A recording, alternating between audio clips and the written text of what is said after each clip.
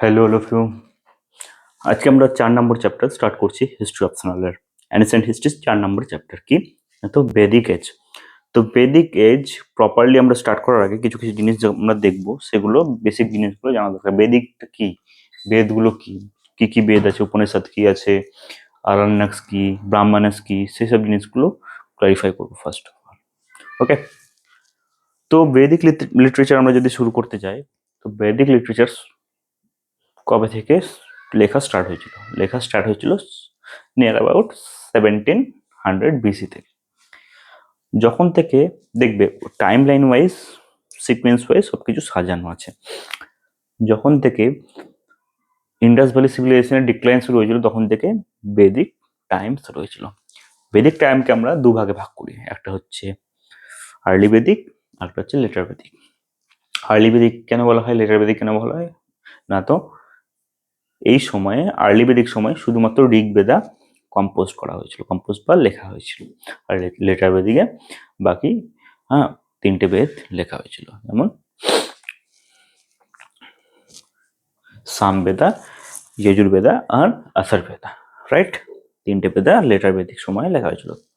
ওকে, তো actually main বৈদিক সময়টা শুরু হচ্ছে কবে থেকে, 1750 বিফোর ক্রাইস্ট, নিয়ার অ্যাবাউট 1700 থেকে বিফোর 1700 বিফোর ক্রাইস্ট এরা থেকে শুরু হচ্ছে। তো কি বলছে এটা না, তো আরিয়ানরা প্রথমে আমরা দেখবো আরিয়ানরা কোথা থেকে এসেছিল। বেদ লিখেছিল কারা? বেদ লিখেছিল অ্যাকচুয়ালি আরিয়ানরা। আরিয়ান মানে হচ্ছে আর্যরা। বেদ কারা লিখেছিল? বেদ লিখেছিল আর্যরা। ওকে, এবার আর্যদের অরিজিন সম্পর্কে জানতে হবে। আর্যরা কোথা থেকে এসেছিল? ইন্ডিয়া তো তারা ইন্ডিজিনিয়াস ছিল না। কিছু হিস্টোরিয়ান বলছে যে হ্যাঁ তারা ইন্ডিজিনিয়াস ছিল ইন্ডিয়ার, আবার কিছু হিস্টোরিয়ান বলছে না তারা বাইরে থেকে এসেছিল ইন্ডিয়াতে, কারণ তাদের যারা রেস, যে রেসে ছিল আরিয়ান রেস ইন্ডিয়ার ইন্ডিজিনিয়াস রেস নয়। ইন্ডিয়ার রেস ছিল proto asteroid race, Aryan race ছিল বাইরেকার রেস, কোথাকার সেন্ট্রাল এশিয়ান রেস বলছে। আস্তে আস্তে আমরা দেখবো, ঠিক আছে? কি বলছে, ইন্ডো ইরানিয়ান রিজিয়ন থেকে আরিয়ানরা এসেছিল। টুডে ইন্ডো ইরানের রিজিয়ন থেকে। যদি আমরা ম্যাপে দেখি, এটা যদি ইন্ডিয়ান হয়, এই জায়গাটা পড়বে ইরান।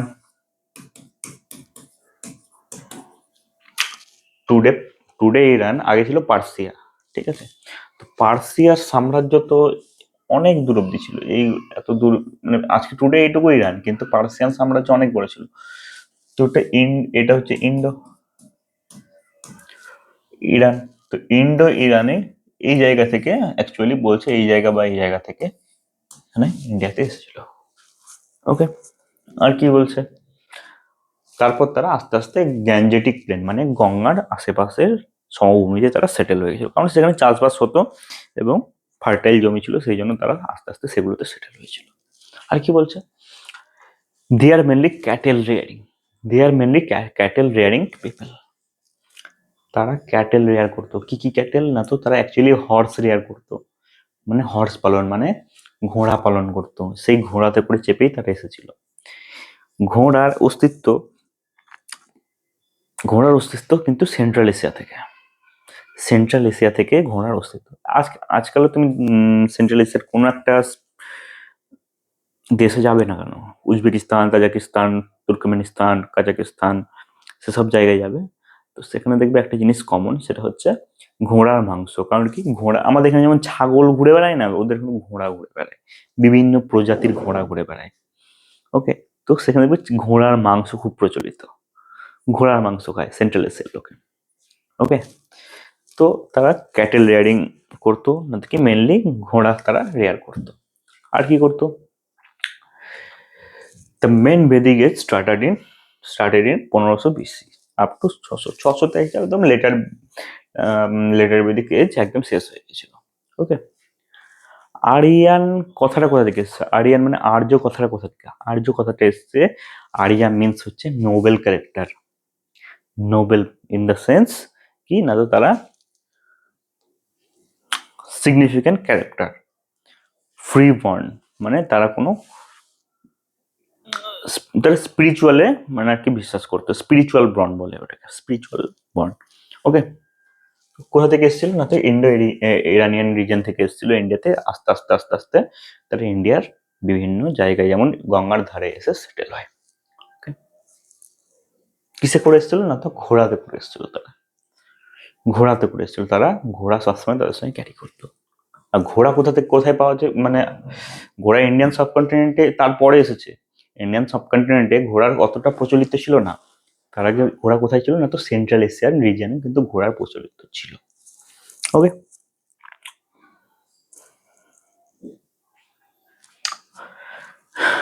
বেদিক টাইমকে দুভাগে ভাগ করা হয়, আর্লি বেদিক এবং লেটার বেদিক। 1500 থেকে 1000 বিসিকে বলা হয় বেদিক টাইমস, এবং 1000 থেকে 600 থেকে বলা হয় লেটার বেদিক, বা বেদিক টাইমকে আর্লি বেদিক এবং লেটার বেদিকে দুভাগে ভাগ করা হয়। প্রথম বেদিক টাইমটা যারা early বেদিকে only Rig Vedha was written, শুধুমাত্র ঋগ বেদা লেখা হয়েছিল, বাকি অন্যান্য বেদগুলো যেমন সাম, যজুর, অথর্ব সেগুলো লেখা হয়েছিল না তো লেটার বেদিকে। ওকে, আরিয়ানরা ইন্ডিয়াতে এসেছিল, বিভিন্ন জায়গার বিভিন্ন হিস্টোরিয়ান বিভিন্ন মতবাদ দিয়েছে কি কোথা থেকে এসেছিল আরিয়ানরা, অরিজিন কি তাদের। যেমন ম্যাক্স মুলার বলেছে সেন্ট্রাল এশিয়া থেকে, ম্যাক্স মুলার, হিস্টোরিয়ান ম্যাক্স মুলার বলেছে সেন্ট্রাল এশিয়ান থিওরি সে পুট ফরওয়ার্ড করেছে, কিন্তু কি সেন্ট্রাল এশিয়া থেকে আরিয়ানরা ইন্ডিয়াতে এসেছিল এবং এখানে আস্তে আস্তে বসবাস শুরু করে। ওকে, দয়ানন্দ সরস্বতী, দয়ানন্দ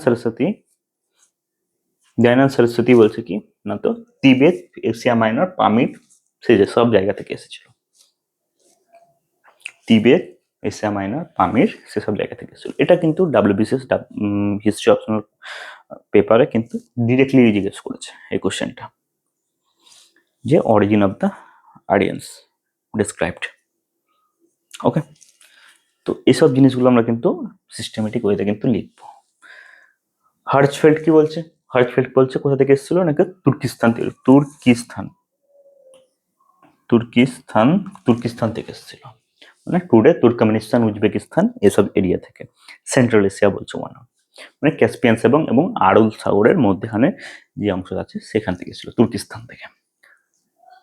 আমুদারিয়া, সিরদারিয়া নাম শুনেছো নিশ্চয় নদী, আমুদারিয়া মানে হচ্ছে অক্সাস নদী, তো সেই সব এরিয়া থেকে এসেছিল হার্চফেল্ড বলছে। ওকে, আর কি বলছে বাল গঙ্গাধর তিলক, কি বলছে বাল গঙ্গাধর তিলক বলছে কোথা থেকে এসেছিল, আর্কটিক রিজন থেকে, মানে একদম আপার পোর্শন অফ রাশিয়া থেকে এসেছিল।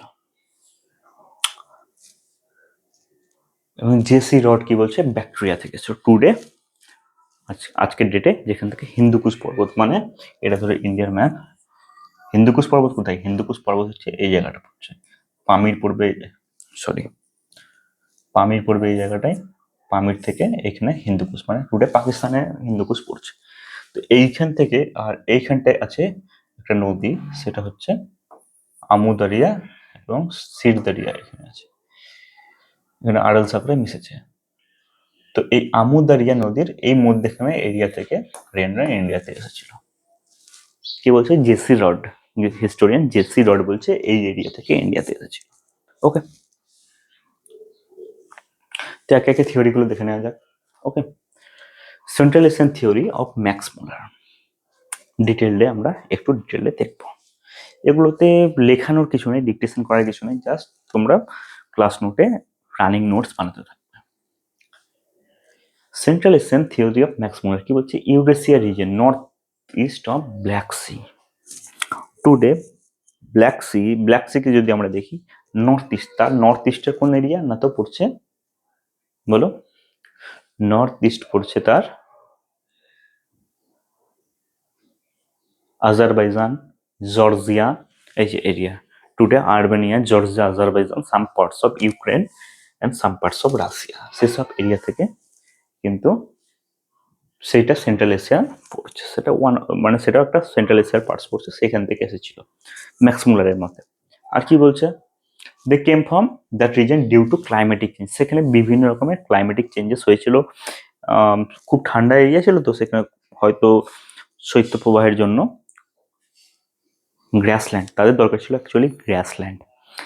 ঘোড়া তো ঘোড়া ঘাস খায়, তো ঘাসের জন্য তো তাদেরকে জোগাড় করতে হবে, তো সেইখানে যদি খুব বরফ পড়ে যায় তো ঘাস তো পুরো একদম ঢেকে যাবে। তো আলটিমেটলি তাদেরকে অন্য জায়গায় শিফট করতে হবে, তাদের ঘোড়ার প্রজাতিকে বাঁচানোর জন্য। তো আস্তে আস্তে তারা দক্ষিণের দিকে শিফট করেছিল। আজকে যদি দেখো তুমি শীতের সময় দেখবে অনেক মাইগ্রেটরি বার্ড ইন্ডিয়াতে আসে। রাশিয়া থেকে অনেক মাইগ্রেটরি বার্ড ইন্ডিয়াতে আসে। কেন আসে না, তো শীতের সময় ওগুলো পুরো জমে ফ্রিজড হয়ে যায়, কমপ্লিটলি ফ্রিজড হয়ে যায়। ওদের কোনো খাবার দাবার থেকে আরম্ভ করে ওদের ক্লাইমেটিক কন্ডিশনের জন্য, হার্স ক্লাইমেটিক কন্ডিশনের জন্য ইন্ডিয়াতে তারা শিফট করে, ইন্ডিয়ান সাবকন্টিনেন্টে তারা শিফট করে। ওকে, মানে কম্পারেটিভ ওয়ার্মার টেম্পারেচার থাকে ইন্ডিয়ান সাবকন্টিনেন্টে, সেই জন্য। Okay, they need grassland, pastoral land for cattles. ঘোড়া পালনের জন্য যে ঘাস ল্যান্ড থাকে সেটা কিন্তু সেখানে বরফে ঢেকে গেছিল ক্লাইমেটিক চেঞ্জের জন্য। তার জন্য তারা আস্তে আস্তে ইন্ডিয়ার দিকে অগ্রসর হয়। became the domesticated horses cattle because they domesticated horses cattle, ঘোড়া এবং বিভিন্ন ক্যাটেল তারা পালন করতো। ওকে, ম্যাক্স মুলারের থিওরি অনুযায়ী তিবেতিয়ান থিওরি কি বলছে? তিবেতিয়ান থিওরি বাই কে দিয়েছিল এই থিওরিটা? না তো দয়ানন্দ সরস্বতী। আজকে today Dayananda Saraswati public school নিশ্চয়ই শুনেছো নাম, DAV public school, DAV public school, Dayananda Saraswati সেটা প্রতিষ্ঠা করে, ডিএভি। তো তিবেতিয়ান থিওরি দয়ানন্দ সরস্বতী কি বলছে? They worship sun and fire. Actually Tibet টেক্সটে আমরা যদি অ্যানিসেন্ট টিবেট টেক্সট দেখি সেখানেও কিন্তু ফায়ার এবং সানের বর্ণনা দেওয়া আছে অ্যানিসেন্ট টিবেট টেক্সটে। আর কি দেওয়া আছে না, তো in Rigveda the flora and fauna were mention. ঋগ্বেদাতে ফ্লোরা অ্যান্ড ফনা মেনশন করা আছে which were present in Tibetan region. Tibetan রিজনে কিন্তু সেই জিনিসগুলো একদম অনেক পরিমাণে পাওয়া যেত, এবং টিবেটিয়ান টেক্সটেও কিন্তু ফ্লোরা এবং ফনার বিশ্লেষণ পাওয়া যায়। ওকে, মেনশন করেছে টিবেটিয়ান টেক্সটেও কিন্তু মেনশন করা আছে flora and fauna, flora and fauna. Okay, contemporary Tibetan people were practicing the worship of sun. Tibetan টেক্সটে কিন্তু সেটা মেনশন করা আছে, ওই জন্য টিবেটিয়ান অরিজিন থিওরিটাকে আমরা কিন্তু ফেলে দিতে পারি না Dayananda Saraswati. This theory was supported by Nazis মানে জার্মানি।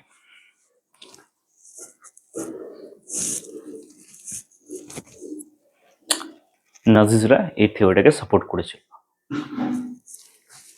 অনেক কারণ আছে এখানে, ওটা ওয়ার্ল্ড হিস্ট্রি যখন পড়বো, নাজি ফ্যাসি যখন পড়বো, তখন আস্তে আস্তে জানবো যে হ্যাঁ কেন সাপোর্ট করেছিল এই থিওরিটাকে।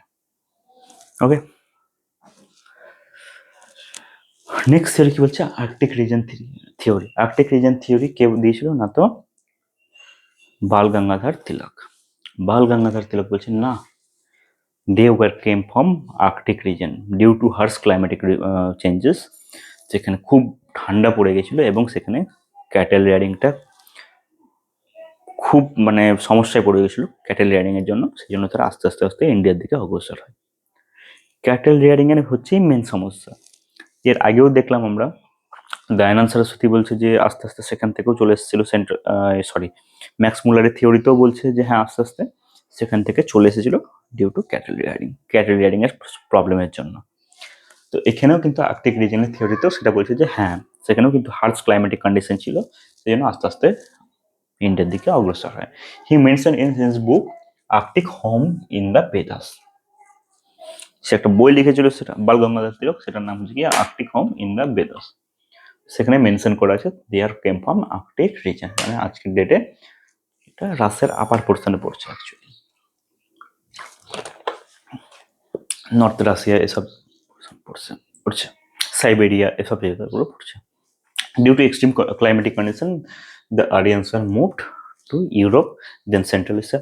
প্রথমে ইউরোপে এসেছিল, দেন সেন্ট্রাল এশিয়াতে আসলো আস্তে আস্তে। সেন্ট্রাল এশিয়া থেকে ব্যাকট্রিয়া এলো। ব্যাকট্রিয়া মানে হচ্ছে টুডে, ব্যাকট্রিয়া কোনটা? ব্যাকট্রিয়া হচ্ছে টুডে হিন্দুকুশ থেকে আমুদারিয়া নদীর মধ্যে যে অংশটা আফগানিস্তান তুর্কিস্তান যে এরিয়া পড়ছে সেটা ব্যাকট্রিয়া আছে। তারপর আছে এনডব্লিউ ফ্রন্টিয়ার মানে নর্থ ওয়েস্ট ফ্রন্টিয়ার প্রভিন্স।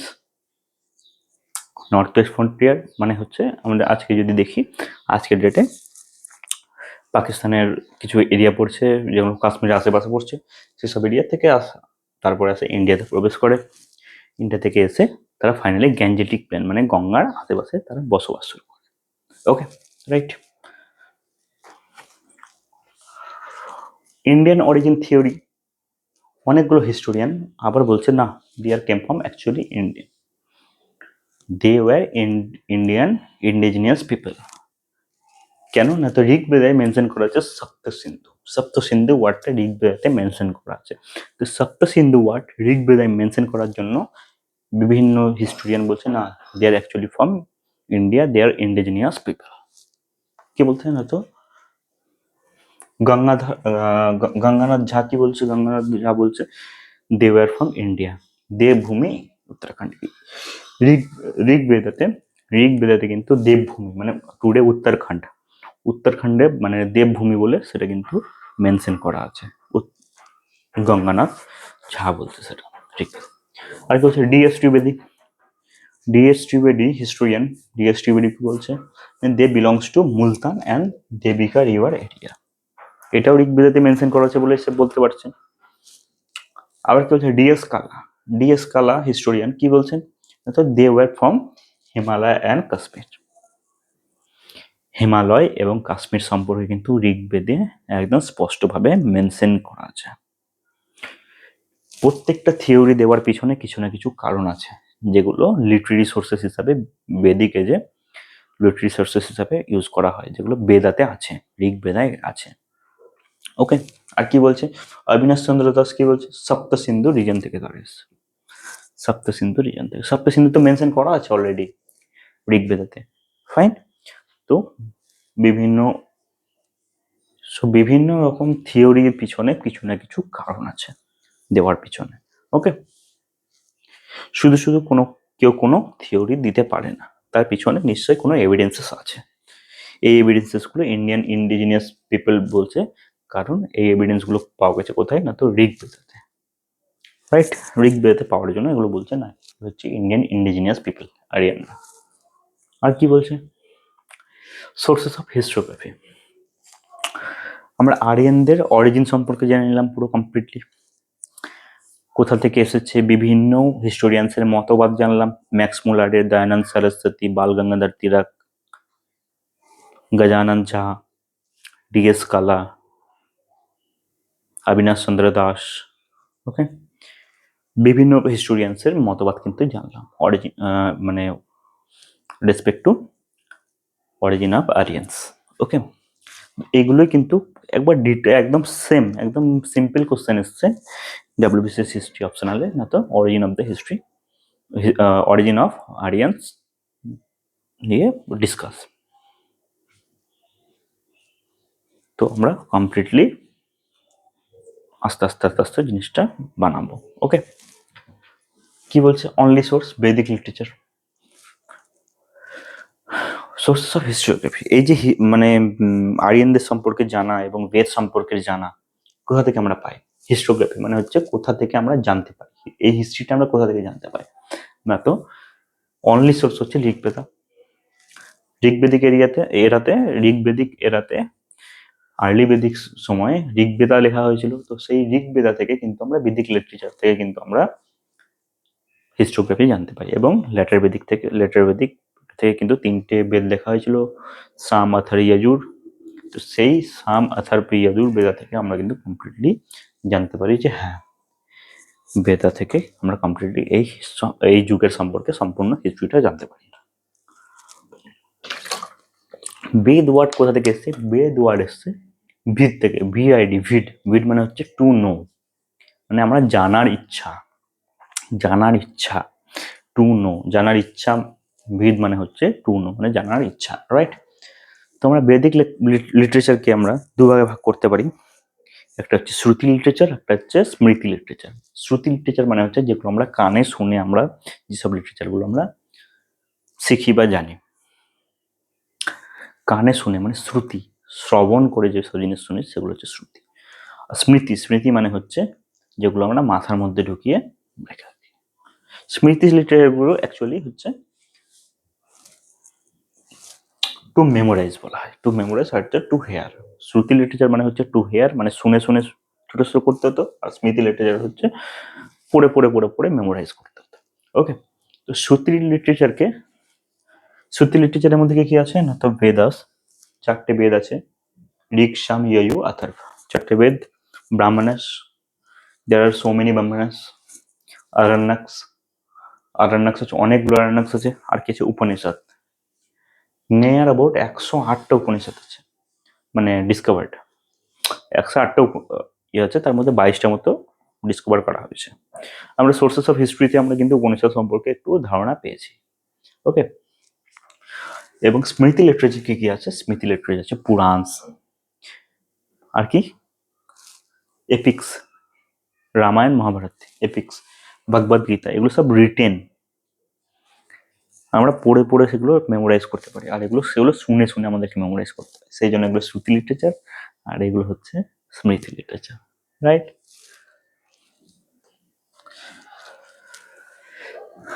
তো বেদা নিয়ে আলোচনা করি আমরা, শ্রুতি লিটারেচারটা নিয়ে কমপ্লিটলি আলোচনা করবো। তো এটা হচ্ছে অ্যাকচুয়ালি এই লিটারেচার গুলো বেদ সম্পর্কে কমপ্লিটলি ধারণা দেয়, বেদিক এজ সম্পর্কে ধারণা দেয়। ওকে, তো শ্রুতি লিটারেচারের প্রথম হচ্ছে বেদা, 4টে বেদ আছে, ঋক, সাম, যজুর, অথর্ব। বা বেদার 4টে পার্ট, ঋগ্বেদা সংহিতা বলে। সংহিতা কেন বলা হয়? সংহিতা হচ্ছে এগুলো হিউম আকারে, মানে ভার্সেস হিসাবে এগুলো সাজানো আছে, ছন্দের আকারে আছে, সেই জন্য বলা হয় সংহিতা। ঋগ্বেদা কবে লেখা হয়েছিল না, তো 1500 থেকে 1000 খ্রিস্টাব্দ, বিফোর খ্রিস্ট থেকে 1500 থেকে 1000 বিফোর খ্রিস্ট এটাতে লেখা হয়েছিল ঋগ্বেদা। ইট ওয়াজ অ্যান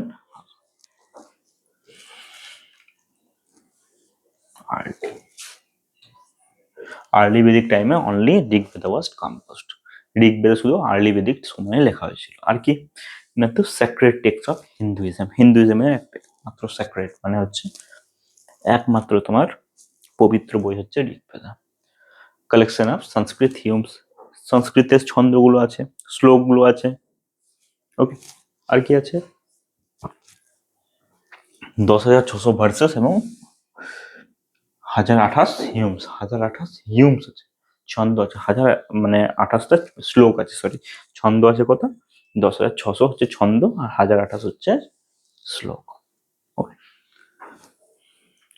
এটা ইন্ডো আরিয়ান ল্যাঙ্গুয়েজের ফার্স্ট টেক্সট, এটা ইন্ডো আরিয়ান ল্যাঙ্গুয়েজের ফার্স্ট টেক্সট হচ্ছে, ফার্স্ট বা ওল্ডেস্ট টেক্সট হচ্ছে তোমার ঋগ্বেদা। এটা দুটো ফ্যামিলি অ্যাকচুয়ালি ঋগ্বেদা লিখেছিল, দুটো ফ্যামিলি, একটা হচ্ছে কানভা ফ্যামিলি আর একটা হচ্ছে আঙ্গির ফ্যামিলি। আঙ্গির ফ্যামিলি কত পার্সেন্ট লিখেছিল না, তো 35% ঋগ্বেদাটা লিখেছিল। ঋগ্বেদা যদি 100% হয়, পুরো পুরো ঋগ্বেদাটা, সেটা 35% লিখেছিল আঙ্গির ফ্যামিলি, আর কানভা ফ্যামিলি লিখেছিল 25%।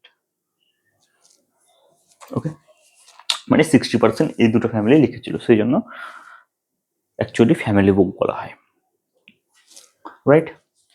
এটাই হচ্ছে ঋগ্বেদার সম্পর্কে ডিটেলস। আর কি বলছে, Rigveda divided into 10 parts called as mandala. Parts মানে কি না, তো আমরা দেখেছি মহাভারতের সেই পর্বগুলো আছে, রামায়ণের পর্ব আছে, সেই পর্বগুলোকে আমরা তো মানে মেন রামায়ণকে বিভিন্ন পর্বতে ভাগ করা হয়েছে, সেম জিনিসটা ঋগ্বেদাকেও 10টা পার্টসে, মানে 10টা পর্বতে ভাগ করা হয়েছিল, সেই ইচ অফ পর্বকে বলা হতো মন্ডলা হিসাবে বলা হতো। ওকে, ঋগ্বেদার এটুকুই জানলে এনাফ। এখান থেকে কিন্তু কোশ্চেন এসছে, ডাব্লিউবিসিএস হিস্ট্রি অপশনালে কোশ্চেন এসছে যে হ্যাঁ বেদিক লিটারেচার সম্পর্কে আলোচনা করো, এরকম কিছু একটা এসছে। তো আমরা কমপ্লিটলি এইভাবে ইয়েগুলো দেখবো, ক্লাসিফাইড করবো এগুলো, স্মৃতি লিটারেচার দিয়ে টোটাল ঋগ্বেদা লিখবো, সামবেদা লিখবো, যজুর্বেদা লিখবো, অথর্ববেদা লিখবো, উপনিষদ লিখবো, তোমার ব্রাহ্মণাস লিখবো, আরণ্যক লিখবো, এনাফ।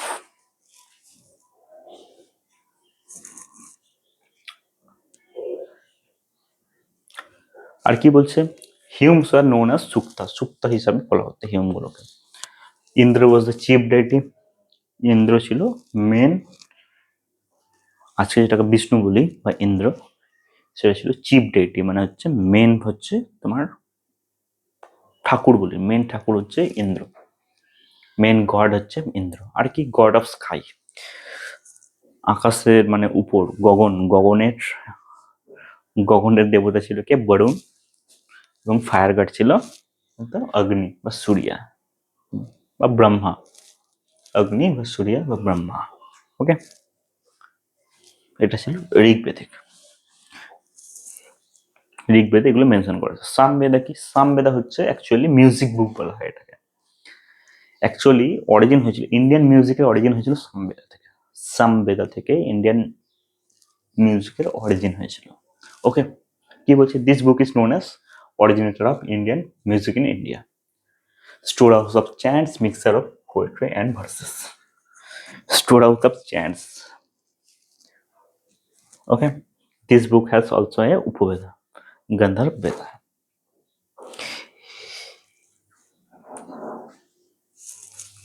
এই সামবেদার একটা সামবেদা, যজুর্বেদা, অথর্ববেদার একটা করে উপবেদা ছিল। কি সামবেদার উপবেদা ছিল কি গন্ধর্ব বেদা। ওকে, যজুর্বেদা দেখি।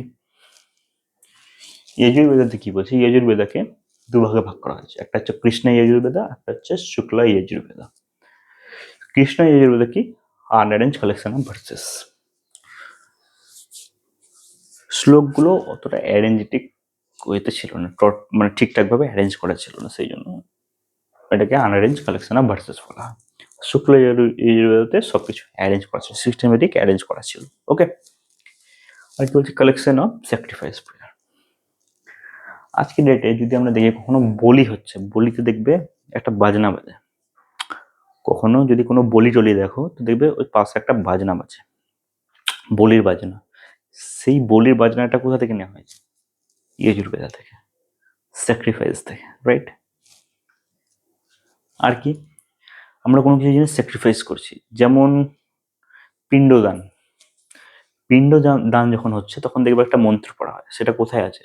তো যজুর্বেদাতে, রাইট? সেগুলো সব যজুর্বেদা থেকে নেওয়া হয়েছে।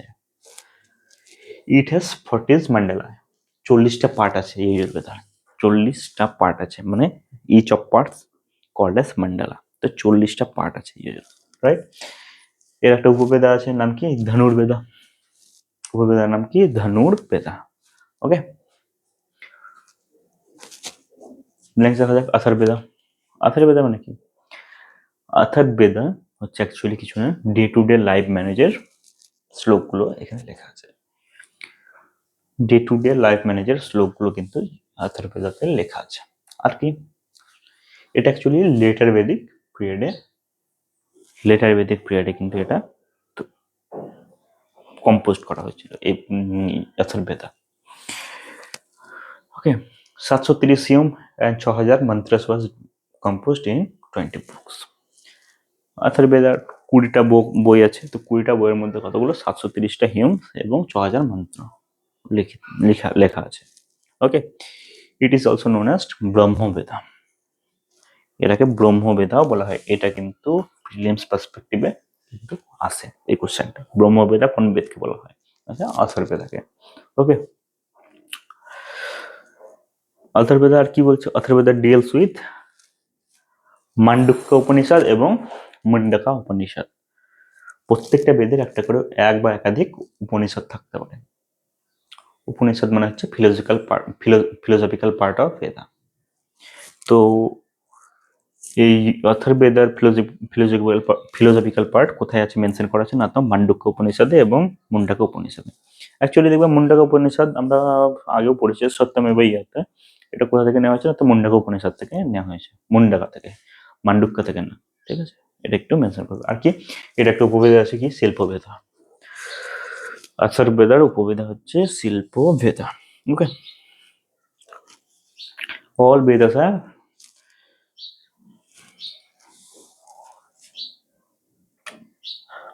প্রত্যেকটা বেদার এক বা একাধিক ব্রাহ্মণাস থাকতে পারে। ব্রাহ্মণাস অ্যাকচুয়ালি কি করে? বেদাকে কিভাবে হেল্প করে? Explain the meaning of Samhita. শ্লোকের মিনিং গুলোকে ডেসক্রাইব করা আছে ব্রাহ্মণাস, আর কিছু নেই। আর না কি বলছে? Forest book, they bridge the gap between Brahmanas and Upanishad. সব প্রত্যেকটা বেদের একটা করে এক বা একাধিক ব্রাহ্মণাস থাকতে পারে, আরণ্যক থাকবে, উপনিষদ থাকবে। ঠিক আছে, তো আরণ্যকের কাজ হচ্ছে উপনিষদ এবং ব্রাহ্মণাসকে লিঙ্ক করা। কিভাবে লিঙ্ক করবে? আর এটা অ্যাকচুয়ালি ফরেস্ট বুক। আরণ্যক বলে না, আরণ্যক, অরণ্য মানে কি? ফরেস্ট। উপনিষদ কি? উপনিষদ হচ্ছে final philosophical parts of Vedha. Philosophical মানে core philosophical part. Actually core philosophical parts হচ্ছে বেদার। কি বলতে চাইছে, ফিলোসফি কি বলছে, বেদার ফিলোসফি কি বলছে, সেটা অ্যাকচুয়ালি মেনশন করা আছে কোথায়? না তো উপনিষদে। ওকে, তো প্রত্যেকটা বেদার একটা এক বা একাধিক ব্রাহ্মণাস, আরণ্যকাস এবং উপনিষদ থাকতে পারে। ওকে, আমরা দেখলাম তো ইয়েতে অথর্ববেদে দুটো আছে উপনিষদ, দেখি Mundaka and Mandukya. Okay, Brahmanas explain the hymns of Veda in classified in Sanskrit. সংস্কৃতে এই হিউমস গুলো এবং ভার্সেস গুলো ক্লাসিফাইড করা যায়। It explains the scientific knowledge, astronomy, geometry of Vedic period.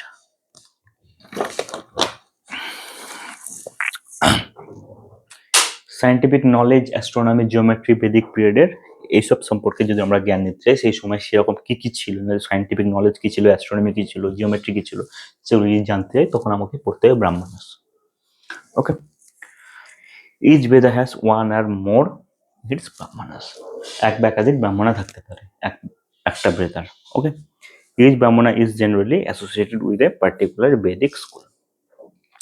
কোনো একটা পার্টিকুলার বেদিক স্কুলের একটা স্পেসিফাইড ব্রাহ্মণাস থাকতে পারে। Near about 20 Brahmanas are found, many are destroyed. 20টা ব্রাহ্মণাস পাওয়া গেছে, বাকি সব পাওয়া যায়নি, আর কিছু সব ডিস্ট্রয়েড হয়ে গেছে। ওকে, উপনিষদ কি বলছে? উপনিষদের আগে উপনিষদ দেখি, দেওয়ায় 108 উপনিষদ, 13 আর মেজর, 13টা যে মেন মেন উপনিষদ হচ্ছে 13টা উপনিষদ, যেমন আমরা পড়েছি না উপনিষদ মান্ডুক্য, মুন্ডকা, এসব উপনিষদগুলো হচ্ছে মেন মেন উপনিষদ। ওকে, 108টা উপনিষদ আছে। ডিল উইথ কি? আত্মান এন্ড ব্রাহ্মণ। Philosophical idea. ব্রাহ্মণ বললাম, আত্মান মানে হচ্ছে সোল, আত্মা। আত্মা কি? সোল। স্পিরিচুয়াল, স্পিরিচুয়াল একটা নলেজ নেবার জন্য কোন কি জিনিস পড়তে হবে না তো উপনিষদ। স্পিরিচুয়াল, স্পিরিচুয়াল হ্যাঁ, সোল, আত্মা সম্পর্কে জানতে গেলে আমাকে উপনিষদ পড়তে হবে। ইট রিঅ্যাক্টস এগেনস্ট ডমিনেশন অফ ব্রাহ্মণ।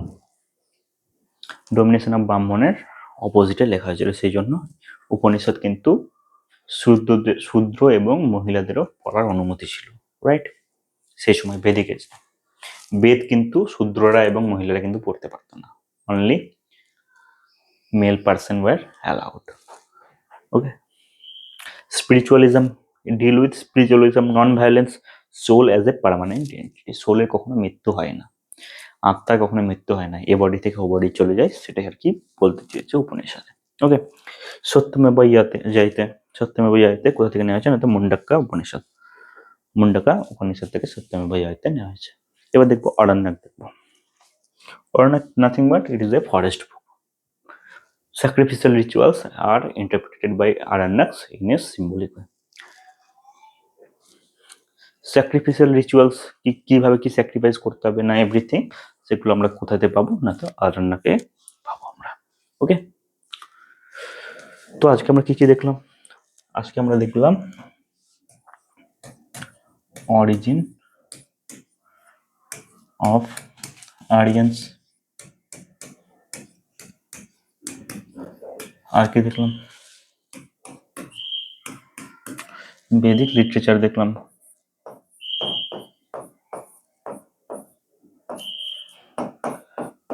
লিটারেচার। অরিজিন অফ আরিয়ান্সের মধ্যে আমরা কি কি দেখলাম? তো ম্যাক্স মুলারের থিওরি দেখলাম, আর কি দেখলাম? বাল গঙ্গাধর তিলকের, আর কি দেখলাম? দয়ানন্দ সরস্বতীর থিওরি,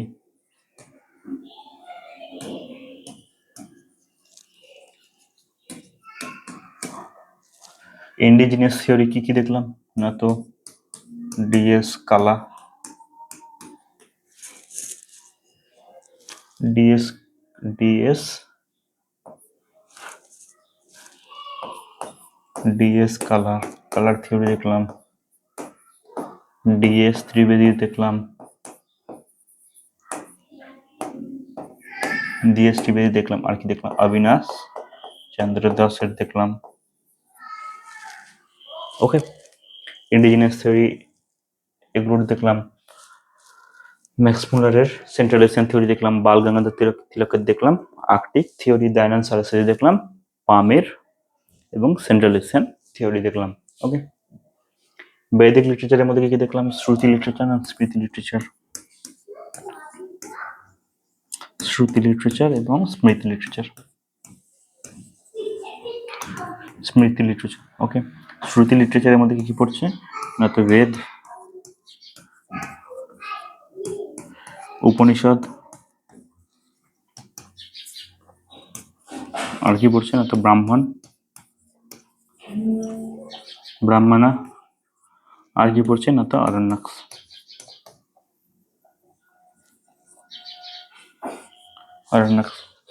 স্মৃতি লিটারেচারে কি পড়ছে না, তো এপিক্সের মধ্যে রামায়ণ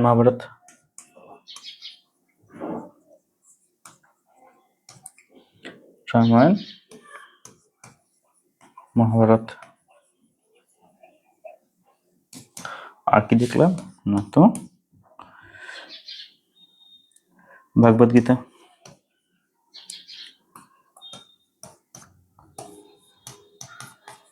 আর পুরাণ পড়ে। এগুলো হচ্ছে স্মৃতি লিটারেচার, মানে যেগুলো পড়ে পড়ে আমরা মুখস্থ করতে পারবো। এগুলো হচ্ছে শ্রুতি, মানে এগুলো শুনে শুনে আমরা মুখস্থ করতে পারবো, রাইট। বৈদিক লিটারেচারকে দুভাগে ভাগ করা হলো, শ্রুতি লিটারেচার, স্মৃতি লিটারেচার। যেগুলো পড়ে পড়ে আমরা মুখস্থ করতে পারবো সেগুলো বলা হয় স্মৃতি, যেগুলো শুনে শুনে মুখস্থ করতে হয় সেগুলো হচ্ছে শ্রুতি। ওকে, শ্রুতির মধ্যে পড়ছে বেদ, উপনিষদ, ব্রাহ্মণস এবং আরণ্যক। স্মৃতি লিটারেচার পড়ছে এপিক্স, ভাগবত গীতা, পুরাণ, রাইট। তো জিস্ট অফ দ্য ডে হচ্ছে এটাই। অরিজিন দেখলাম, ম্যাক্স মুলারের থিওরি, বাল গঙ্গাধর তিলক, দয়ানন্দ সরস্বতী দেখলাম, ডিএস কালা, ডিএস ত্রিবেদী আর এসি দাস।